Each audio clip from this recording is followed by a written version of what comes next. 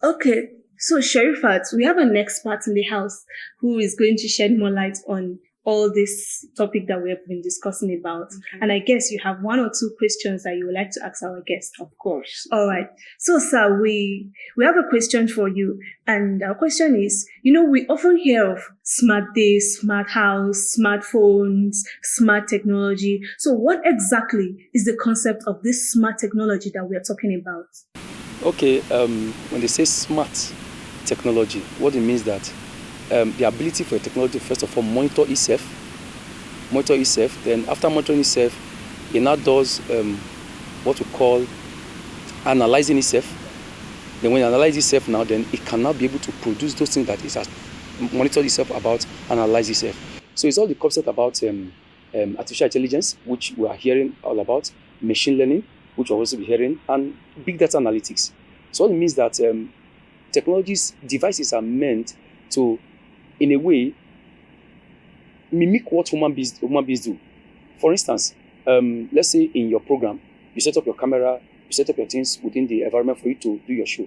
Now, you can now make a technology or a device to behave exactly those routines that you carry out. So what the device does is to, first of all, monitor the environment.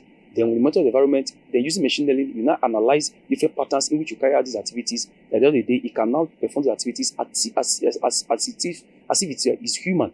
So that's what being smart is about. So that's why now we now have smart homes, we now even have smart cars that are self-driven, let the human being driving, because the car will now monitor the environment, monitor whatever you do, then use the data available to see the patterns which you carry out the activities. Then at the end of the day, the device starts performing as if it's human. So that's what smart technology is about. Okay, thank you very much, sir. Can you dive deeper into the technologies that play a role in supporting these smart, sustainable practices?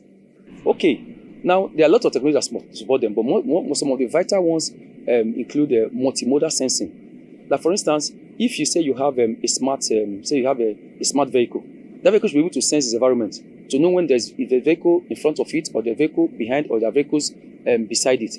To see the size of the road and know exactly where to turn to either right or left. So those multimodal sensors are part of the things that aid the smart technology. The other thing is hybrid network and infrastructure. Now we are now in the era of moving to 5G. We have been told that 5G is down in Nigeria. We are still waiting for full deployment. Now, when the technology is fast enough, when the network is fast enough and there are a lot of infrastructure, these devices can actually pull through to see this to be able to utilize these technologies. Now, there's another one called the software development and infrastructure. Now, software, as it were, is the part of the computer that directs the hardware on tasks to perform. Now, this software, some of the ones that aid the smart technology, they include what we call the DevOps. DevOps is simply development and operations. They will have the data ops. Like I mentioned earlier, that the device will monitor its environment. The machine learning, you now use machine learning to learn about the patterns in which this is done. Then we now do data analysis to know the exact truth to follow. So now, when we talk about data ops, it means using data and operations. So these are part of the technology. The other technology that is also needed is what we call the user experience and the user interface. Now, you have the virtual reality and augmented reality. You have AI and machine learning also that's involved in this technology. In fact, AI and machine learning is the backbone in smart technology, because first of all, artificial intelligence means device learning the way human beings act. When all these are put together, you now have what we call the smart device or the smart technology as it were. So that's how we move into having smart agriculture, smart cities, and the rest, where you come into cities and things that are already done by humans is now being taken over by robots. I know there's this fear that turning everything to smart cars, smart cities, and the rest will take job from humans. No, rather it's even create more job for humans. Because even as it were, even when they can do all these things, it is still humans that need to automate them to do exactly what they need to do. Interconnectedness is the key there. What occurs when there is a system glitch or breach? I mean the downside. Yeah. What will happen is that, for instance, let me demonstrate it. In the environment, light is a problem. Electricity is a problem. So before you deploy smart systems within your environment, you must make sure that you have 24 hours light. In fact, there should be main power and there should be backup power. In fact, in smart technologies, there's always room for backups. So when the main power fails, then the auxiliary power can take over. They also have network issues. Like for instance, I think it was just 2 or 3 days ago when MTN had to tell us that they're having issue with their network, that their network vandalized, and people could not make calls and all that. So if you're in an environment where a smart device is purely controlled by internet, and there's internet at that particular point, well, of course, we're going to have glitches. The smart device will not work as it were. You know, I mentioned before that in as much as they are smart in itself, it's also being monitored and controlled by humans in some aspect. Now we talk about a network not being everywhere.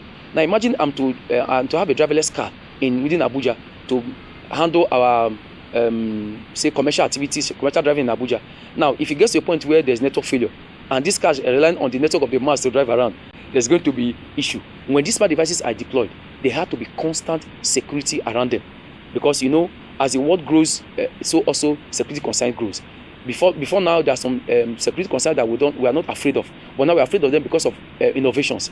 Because our innovations are coming up, so also there are innovations in the negative angle. So what it means is that in security aspect as well, we need to deploy as much as security to also make sure that as much as we are dependent on technology, we should also not be able to expose ourselves to the backward that will utilize, that will take advantage of the vulnerabilities within these smart technologies. Thank you so much, sir, for being on our show today. We are glad you joined us today. Thank you very much for having me too. Wow, Kapsi, those insights are quite enlightening. Absolutely, Sherifat. Tech Mode is all about connecting the dots in the tech world.